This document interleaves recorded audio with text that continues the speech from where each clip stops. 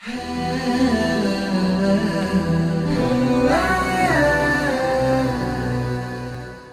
الله الرحمن الرحیم. الحمد لله رب العالمین والصلاة والسلام علی نبیه الکریم و علی آله و صحبه اجمعین و من اهتدى بهدیه و استنى بسنته الی یوم الدین.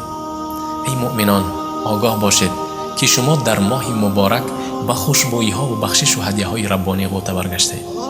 جنت برایتان هر روز خود را زینت می‌دهد. در نزدتان شب است، شب قدر که بهتر از 1000 ماه است. دری توبه برایتان گشاده، ثواب زیاده و دعایتان اجابت شده است. حوران بهشتی شما را یاد میکنند و فرشتگان آسمانی شما را فریاد میکنند. ای طلبگار نیکی، رمضان به تو بشارت باد. آن کلام گوهرباری که سید بنو آدم رسول اکرم صلوات الله علیه و سلم گفتند از بهترین بادهای خوشبوی رمضان است. شخصی که در رمضان روزه گیرد، حدودش را نگه دارد، اعضای جسم خود را از تمام عملهایی که روزه را ناقص می‌سازد حفظ نماید، بدیهای پیشینه اش بخشیده می‌شوند. روایت امام احمد و بیهقی. با علامه شیخ عبدالعزیز ابن باز رحمت الله علیه سوال می‌شود: آیا یگان کارهای خاص و مشروع هست برای پیشواز گرفتن ماه رمضان؟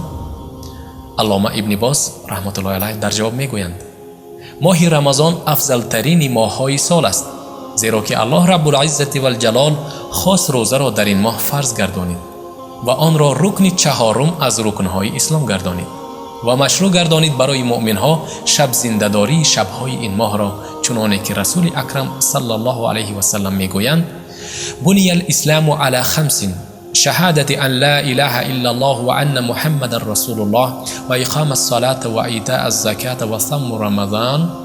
حدیث از امام بخاری و امام مسلم، یعنی متفق علیه است. یعنی با 5 رکن اسلام برپا شده است. اول این است که شهادت کردن بر آن که نیست معبودی برحق بجز الله و این که محمد صلی الله علیه و سلم رسول الله است. دوم نماز را برپا داشتن. سیوم زکات را برآوردن.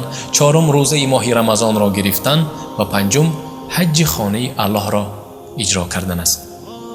و پیامبر صلی الله علیه و سلم در دیگر حدیث میگویند: هر شخصی که ماه رمضان را با ایمان و با طلب اجر و ثواب برپا کند، گناهان پیشینه او بخشیده می شوند.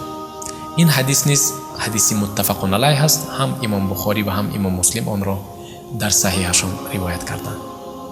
و یگان چیزی معین نمی‌دانیم برای پیشواز گرفتن این ماه رمضان مگر اینکه مسلمان این ماه را پیشواز گیرد به خرسندی و شکر الله کند که ماه رمضان را برای او رسانید و او را موفق گردانید و او را از کسانی گردانید که آنها در حیات هستند و در کارهای خیر مسابقه می‌کنند. پس رسیدن ماه مبارک رمضان یک نعمت بزرگ است از جانب الله سبحانه و تعالی. برای همین هم رسول الله صلی الله علیه و سلم بشارت می‌دادند اصحابشان را به قدوم ماه مبارک رمضان و بیان می‌کردند برای آنها فضیلت‌های این ماه را و آنچه الله تبارک و تعالی برای روزه‌داران و طاعتگران تیار کرده است از ثواب بزرگ. و مشروع است برای هر یک فرد مؤمن و مسلمان این که ماه را با توبه نصوح پیشواز گیرد و سعی و کوشش و جهد کند برای روزه داشتن، نماز شب خواندن و قرآن خواندن به نیت نیک و صالح و قصد درست. از ملک غنی الله رب العزت و الجلال مسئلت داریم که هر یکی ما و شما را در این ماه بزرگ بر طاعت‌هایش موفق گرداند و ما را از جمله کسانی گرداند که این ماه شریف رمضان را دریافتند و گناه‌های آنها مغفرت کرده شدند. سبحانك اللهم وبحمدك أشهد أن لا إله إلا أنت أستغفرك وأتوب إليك.